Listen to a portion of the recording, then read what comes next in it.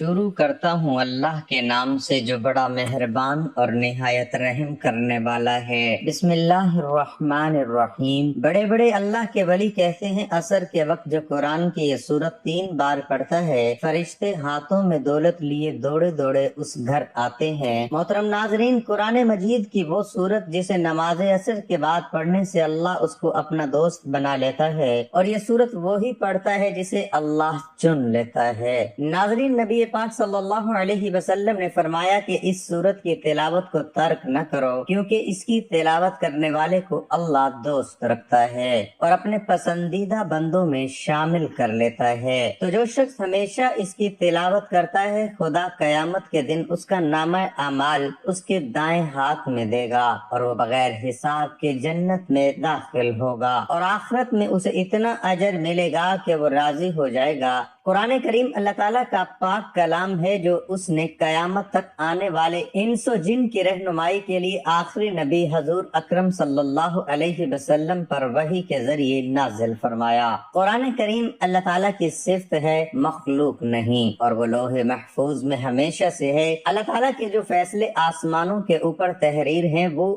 کسی بھی تبدیلی سے محفوظ ہونے کے ساتھ شیاطین کے شر سے بھی محفوظ ہیں، اس لیے اس کو لوح محفوظ کہا جاتا ہے۔ اس کی شکل و صورت و حجم کیا ہے ہم نہیں جانتے، مگر قرآن و حدیث کی روشنی میں ہم اس پر ایمان لائے۔ قرآن و قرآ کا مصدر ہے جس کے معنی ہے پڑھی جانے والی کتاب۔ واقعی دنیا میں سب سے زیادہ پڑھی جانے والی کتاب قرآن کریم ہے، جس کو بغیر سمجھے بھی لاکھوں لوگ ہر وقت تلاوت کرتے ہیں۔ اللہ تعالیٰ نے متعدد جگہوں پر اپنے کلام پاک کلام کے لیے قرآن کا لفظ استعمال کیا ہے، انہ لقرآن کریم۔ اسی طرح فرمایا بل ہوا قرآن مجید۔ قرآن کریم عربی زبان میں نازل کیا گیا ہے، جیسا کہ اللہ تعالیٰ ارشاد فرماتا ہے ہم نے اس کو ایسا قرآن بنا کر اتارا ہے جو عربی زبان میں ہے تاکہ تم سمجھ سکو۔ اللہ تعالیٰ نے قرآن کریم کو قیامت تک آنے والے انسانوں کی ہدایت کے لیے نازل فرمایا ہے، مگر اللہ تعالیٰ سے ڈرنے والے ہی اس کتاب سے فائدہ اٹھاتے ہیں۔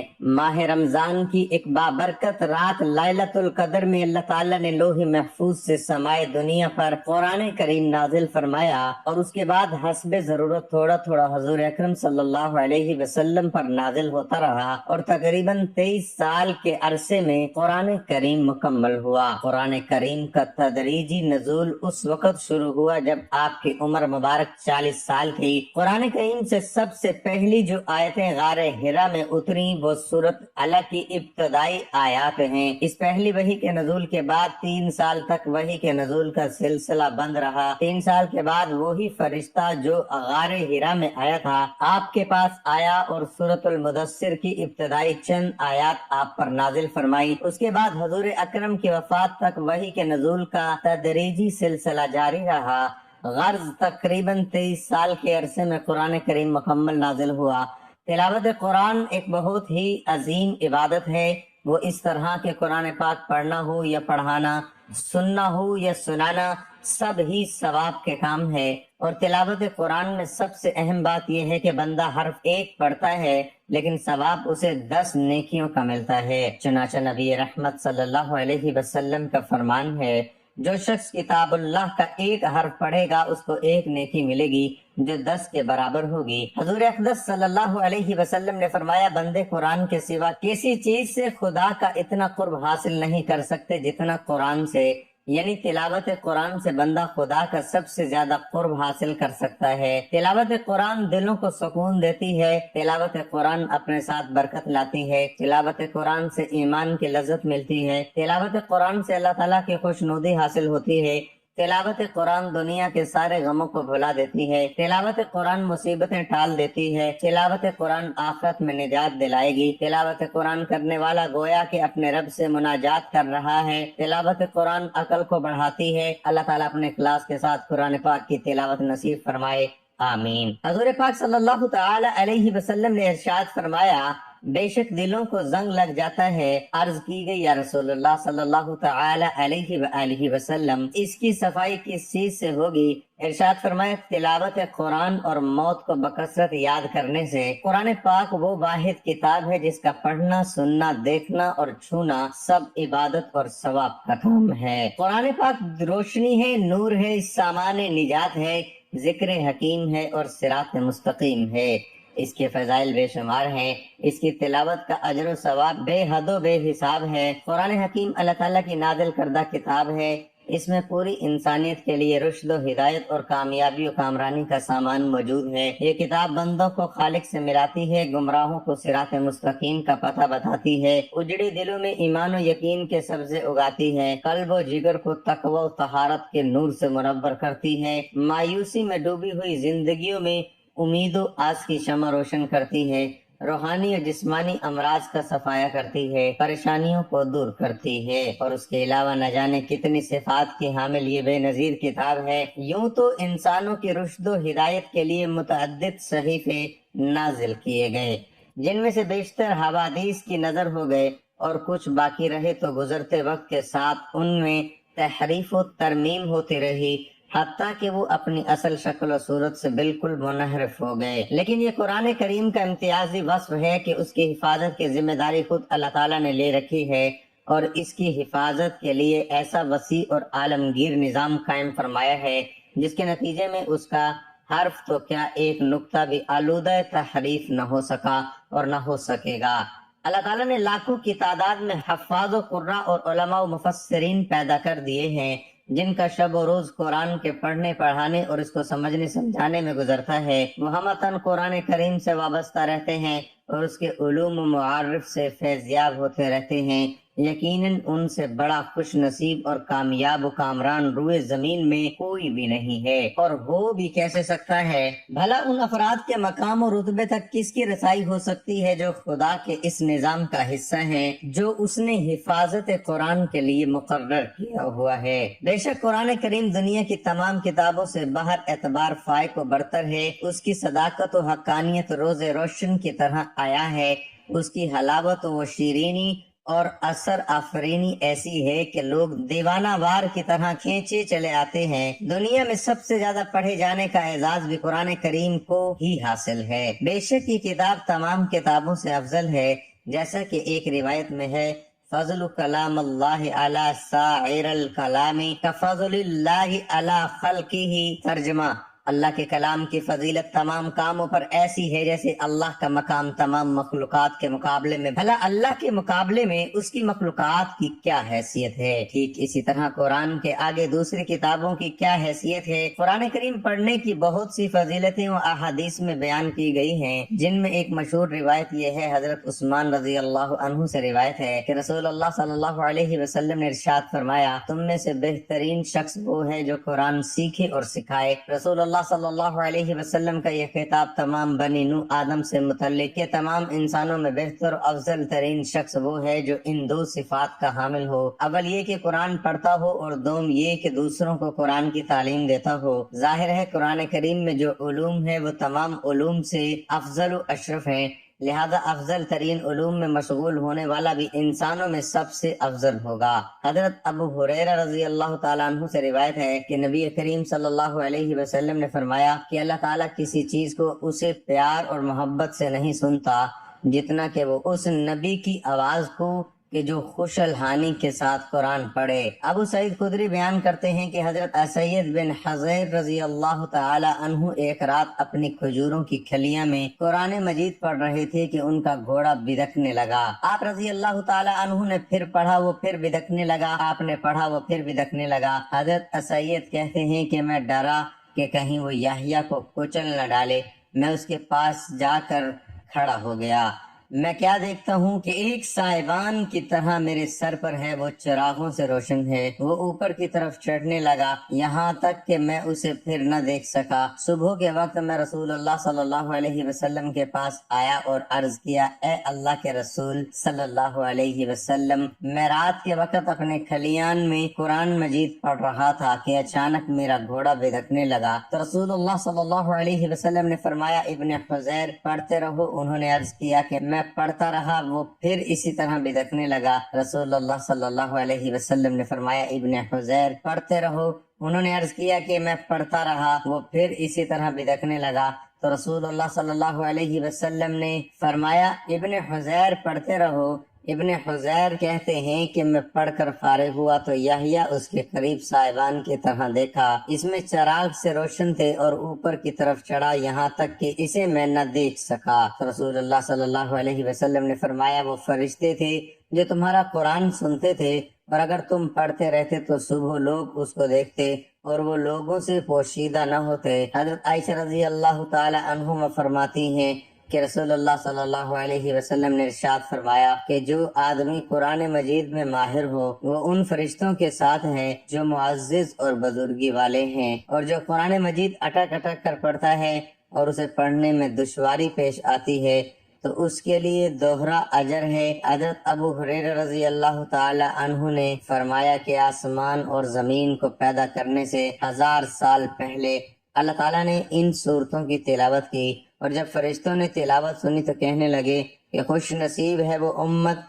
جس پر یہ قرآن اتارا جائے گا، اور خوشحالی ان دلوں کے لیے جو اس کو پڑھیں گے اور اس کو یاد کریں گے، اور خوشحالی ہے ان زبانوں کے لیے جو اس کی تلاوت کریں گے۔ ایک حدیث میں ہے کہ جو شخص اس سورت کو صرف اللہ کی رضا کے واسطے پڑھے گا اس کے پہلے والے سب گناہ معاف ہو جاتے ہیں۔ بس اس سورت کو اپنے مردوں پر لازمی پڑھا کرو، تو یہ سورت کم از کم دن میں 1 مرتبہ اس کو لازمی پڑھیں، کیونکہ جو اس سورت کی تلاوت کرتے ہیں اللہ اسے پسند کرتے ہیں اور اس کو ولی اللہ بنا دیتا ہے۔ تو آپ بھی سورت سے دوستی کر لیں، اللہ کی رضا کے لیے 3 مرتبہ روزانہ عصر کی نماز کے بعد پڑھیں۔ اللہ آپ سے اتنا خوش ہوں گے کہ آپ کی زندگی کی تمام پریشانیاں جو ہیں انشاءاللہ ختم ہو جائیں گی، جیسا چاہیں گے ویسے ہی ہوگا۔ قرآن مجید اللہ کا کلام اور رب کی آخری آسمانی کتاب ہے۔ پورا قرآن خیر و بھلائی اور رحمت و برکت اور شفا کا سرچشمہ ہے۔ اس پر ایمان لانا، تلاوت کرنا، آیات میں تدبر کرنا، عمل کرنا، شفا کے لیے قرآن آیات پڑھ کر دم کرنا اور پوری زندگی اس کے مطابق گزارنا،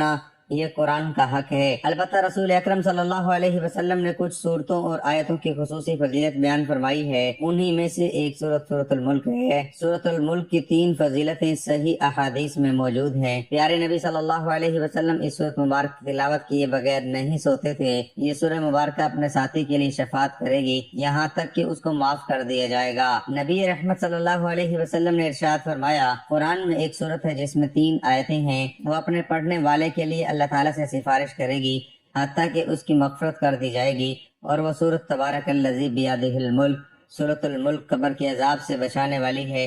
اس سورت کا ساتھی قبر کے عذاب سے انشاءاللہ محفوظ رہے گا۔ رسول اللہ صلی اللہ علیہ وسلم نے ارشاد فرمایا سورۃ تبارک قبر کے عذاب کو روکنے والی اس سورت کو سونے سے پہلے پڑھنے کی تلقین ہے، چونکہ نیند موت کی طرح ہے، بلکہ اللہ کے رسول صلی اللہ علیہ وسلم نے سونے کی دعا میں نیند کو موت قرار دیا ہے، اور نبی اکرم صلی اللہ علیہ وسلم کا اسے سونے کے وقت پڑھنے کے لیے انتخاب کرنے کی وجہ آخرت میں اس کے خصوصی فوائد ہیں، جیسا کہ دوسری اور تیسری فضیلت سے واضح ہے کہ یہ سورت عذاب قبر سے حفاظت کا ذریعہ ہے اور آخرت میں مضبوط شفاعت کی شکل میں نجات کا سبب بنے گی۔ گویا اس سورت کا اہتمام کرنے والا آخرت میں کامیاب ہو جائے گا انشاءاللہ۔ سورۃ الملک کی فضیلت کا تقاضا ہے کہ ہم ویسے ہی پڑھنے کا اہتمام کریں، اور نماز عصر کے بعد پڑھنے سے اس کی فضیلت اور بھی زیادہ ہے، جیسا کہ پیارے رسول صلی اللہ علیہ وسلم کا معمول تھا۔ اس سورت کی اہمیت کا راز کیا ہے؟ یہ قابل غور پہلو ہے۔ جب ہم اس سورت کی آیات پر غور کرتے ہیں تو ہمیں پتہ چلتا ہے یہ سورت رب العالمین کی عظمت، بادشاہت، قدرت اور ربوبیت کی تعلیم پر مشتمل ہے۔ اس سے بندے کے دل میں خالق و مالک کا خوف اور اللہ کی تعظیم پیدا ہو جاتی ہے۔ اس سورۃ مبارکہ میں اللہ نے تنہائی میں خوف الہی کے فوائد کا ذکر کرتے ہوئے فرمایا ان الذین یخشون ربهم بالغیب لهم مغفرۃ واجر کبیر، بے شک جو لوگ اپنے پروردگار سے غائبانہ طور پر ڈرتے رہتے ہیں ان کے لیے بخشش ہے اور بڑا اجر و ثواب ہے۔ اللہ کا خوف و خشیت بڑی عظیم عبادت ہے، اور اس عبادت کا انعام اللہ کی جنت ہے۔ سورۃ الملک زندگی کا مقصد خالق کائنات کی تعظیم اور رب العالمین کی محبت سکھاتی ہے، رب عزیز کی قوت و طاقت کا درس دیتی ہے، رب سے بغاوت اور کفر کے برے انجام سے ڈراتی ہے، اور بندگی کرنے والوں کے لیے سعادت عظمیٰ کی بشارت سناتی ہے۔ اللہ تعالیٰ نے پہلی ہی آیت میں فرمایا کہ بادشاہت کا مالک وہی اللہ ہے جس کی خیر و برکت کی کوئی انتہا نہیں ہے، وہ ہر چیز پر مکمل قدرت رکھنے والا ہے۔ اس کے بعد اللہ تعالیٰ نے اپنی بادشاہت اور عظیم قدرت کے دلائل بیان فرمائے ہیں۔ موت اور زندگی کا خالق بھی اللہ ہی ہے، اور اس زندگی کا مقصد آزمائش اور امتحان ہے کہ کون سب سے بہتر عمل والا ہے۔ ساتھ بلند و بالا طے بتہ عالیشان آسمان جس میں کوئی شگاف اور خلل نہیں ہے، اسی ایک اللہ نے بنایا ہے۔ قیامت واقع ہونے والی ہے، اور اللہ نے شیاطین اور کفار کے لیے خوفناک جہنم تیار کر رکھا ہے، اور پرہیزگاروں کے لیے جنت تیار کر رکھا ہے۔ زمین کی تخلیق چلنے کے لیے ہموار راستے، رزق کی فراوانی اور زمین کی نرمی اللہ کی قدرت کی دلیل ہے۔ پرندے جو بھی فضا میں پرواز کرتے ہیں اور اپنے پروں کو پھیلاتے ہیں اور سمیٹتے ہیں، یہ اسی رب العالمین کی قدرت ہے کہ وہ فضا میں باقی رہتے ہیں۔ انسانوں کو رب نے پیدا فرمایا، کان، آنکھ، دل عطا فرمائے۔ روزی کا بندوبست اسی اللہ نے کیا ہے۔ یہ رب کی بادشاہت اور قدرت اور رحمت کی دلیل ہے۔ قیامت کا آنا یقینی ہے، لیکن اس کا علم صرف ایک اللہ ہی کو ہے۔ آخری آیت نمبر 30 میں فرمایا کہ پانی جس پر تمہاری زندگی کا مدار ہے وہ بھی رب کی رحمت کی وجہ سے بآسانی مل جاتا ہے، ورنہ وہ چاہے تو پانی اتنی گہرائی میں کر دے کہ تم اسے کسی بھی صورت ہمیں حاصل نہ کر سکو۔ جس اللہ کی شان یہ ہے کہ تم اپنی زندگی کی ہر ضرورت میں اس کے محتاج ہوں۔ اس اللہ سے بغاوت کرنا کتنا بڑا جرم ہوگا، شرک کرنا اور اللہ کی آیات کا انکار کرنا، بلکہ اللہ کے رسولوں کا جھوٹا اور گمراہ قرار دینا کتنی جرت اور دیدہ دلیری اور ہٹ دھرمی کی بات ہے۔ کیا سمجھدار اور انصاف پسند ایسا کر سکتا ہے؟ نہیں کر سکتا ہے۔ دراصل تکبر اور غرور اور دنیا کی محبت، نفس پرستی، من پسند زندگی کی محبت انسان کو اندھا بہرا کر دیتی ہے۔ اس لیے اللہ نے شیاطین اور اس کی راہ پر چلنے والے کفار اور اسلام کے دشمنوں کے لیے جہنم کی شدید وعید سنائی ہے، اور واقعی ایسا انسان سچ مچ اندھا ہے، بصیرت سے محروم ہے۔ اللہ تعالیٰ نے ایسے لوگوں کو منہ کے بل چلنے والا قرار دیا ہے جسے اپنی راہ دکھائی ہی نہیں دے رہی ہے۔ یہ بات آیت نمبر 22 میں موجود ہے۔ اہل ایمان کے لیے اس سورت مبارک میں اہم پیغام پوشیدہ ہے، جو سمجھ کر ہر روز تلاوت کرے گا اور غور و فکر کرے گا، وہ اس کے اثرات اپنی زندگی میں ضرور محسوس کرے گا۔ چند اہم پیغامات درج ذیل ہیں۔ برکت یعنی خیر میں اضافہ اور دوام و ہمیشگی رب کی طرف سے ہے۔ نعمتوں میں برکت ڈالنا صرف رب کا کام ہے، لہذا برکت کے حصول کے لیے صرف رب العالمین سے رجوع کرنا چاہیے۔ تبارک الذی بیدہ الملک، آسمان و زمین کا خالق و مالک اور مدبر اللہ تعالیٰ ہے، وہ شہنشاہ ہے، اس لیے اس سے محبت کرنا اور اس سے ڈرنا ہی سمجھداری اور سعادت مندی ہے۔ زندگی کا مقصد ایمان اور عمل صالح کی زندگی گزارنا ہے۔ لیبلوکم ایکم احسن عملا، تنہائی میں رب سے ڈرنا ایک عظیم عبادت ہے جس پر مغفرت اور بڑے اجر کا وعید کیا گیا ہے۔ دنیاوی امور اور چیزوں میں مشغول ہو کر آخرت کو فراموش نہیں کرنا چاہیے، کیونکہ دنیا زوال پذیر ہے، دوام اور ہمیشگی صرف آخرت کے لیے ہے۔ وَإِلَيْهِ النُّشُورُ، کائنات میں موجود آیات الہی مثلاً آسمان و زمین، سورج، چاند، مختلف قسم کے پھل پھول، اناج، پیڑ اور پودے وغیرہ پر غور و فکر کرنا چاہیے تاکہ رب کی تعظیم پیدا ہو، کیونکہ مخلوق کی عظمت خالق کی عظمت کی دلیل ہے۔ صراط مستقیم یعنی اسلام پر چلنے والا رب العالمین کے نظر میں قابل تعریف ہے، اس کی بصیرت اور بصارت کی گواہی رب نے خود دی ہے۔ اللہ نے ہمیں پیدا کیا، کان، آنکھیں، دل عطا فرمایا تاکہ ہم شکر ادا کریں۔ ہر نعمت کا تقاضا ہے ہم اپنے رب کا شکر ادا کریں۔ ایمان اور توکل علی اللہ ہدایت کی پہچان ہے اور اہل ایمان کا سب سے مضبوط وصف اور سہارا ہے۔ اس کے برعکس شرک اور رب سے دوری کھلی ہوئی گمراہی ہے۔ قیامت کا علم صرف اللہ کو ہے۔ اللہ کے وسیع علم کی دلیل ہے، بلکہ اللہ تعالیٰ سینے کے پوشیدہ خیالات کو بھی جانتا ہے۔ سورت اہل ایمان کو بندگی کے آداب سکھاتی ہے اور ایمان عمل صالحہ، خشیت الہی، آخرت اور جنت و جہنم پر ایمان، رب کی شکر گزاری، غور و فکر، استقامت علی الدین، तवक्कल अल्लाह और रब्बुल आलमीन से हमेशा डरने और मोहब्बत करने की तालीम देती है। अल्लाह ताला हमें इस सूरत मुबारक की तिलावत करने की तौफीक अता फरमाए, आमीन। दुनिया में अमूमी तौर पर इंसान माली परेशानियों में जकड़ा रहता है, लेकिन उसका हल भी कुरान मजीद में मौजूद है। सूरत मुल्क की तिलावत करने से न सिर्फ आपके रिस्क में कुशादगी होती है, बल्कि कर्जों से भी निजात मिल सकती है। इसी तरह और क्या कुछ फवाइद हैं, और कुछ यूं हैं। फराकी या रिज्क के लिए सवाब के अलावा रिज्क की फराकी के लिए हर रोज नमाज असर के बाद 3 बार सूरत मुल्क पढ़े, अव्वल व आखिर 11 मरतबा दुरूद पाक पढ़े। हर रोज असर की नमाज के बाद ये वजीफा बिला नागा पढ़ने का मामूल बना लिया जाए तो रब ताला के फजल करम से कभी रिज्क में कमी वाक़ई न होगी और अल्लाह ताला के पसंदीदा बंदों में आप शुमार हो जाएंगे। अल्लाह ताला आपको वलीउल्लाह बना देगा। गुर्बत, तंगदस्ती और अफलास दूर करने के लिए हर जुमे को नमाज इशा पढ़कर मुसल्ले पर बैठे और अव्वल व आखिर 11 बार दरूद पाक पढ़े। दरमियान में 3 मरतबा सूरतुल मुल्क पढ़े, फिर रब ताला से दुआ मांगे और किसी से बातचीत न करे। हक ताला ने चाहा तो चंद ही दिनों में उस पर खुदा का बे इंतहा इनाम इकराम हो जाएगा। बावजू हालत में 7 मरतबा सूरत मुल्क पढ़कर अपनी दुकान के माल पर दम करें। अल्लाह ताला ने चाहा तो दुकान खूब चलेगी और ग्राहक वाफिर मिकदार में दुकान में आएंगे।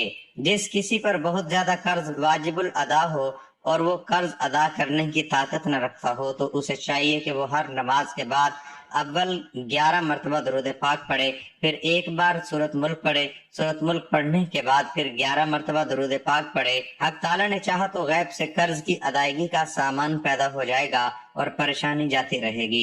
जो शख्स गुर्बत और अफलास का शिकार हो उसे चाहिए कि वो हर रोज फजर की नमाज के बाद 1 मरतबा सूरत मुल्क पढ़े। पर्दा गैब से ऐसा सामान पैदा होगा कि उसकी माली परेशानी खुशहाली में बदल जाएगी, घर के हालात ठीक हो जाएंगे, मालो दौलत की रेल पेल हो जाएगी। लेकिन इस मकसद के लिए बिला नागा सूरत मुल्क का विर्द करना ही मतलूबा मकसद को पूरा करता है। नाज़रीन,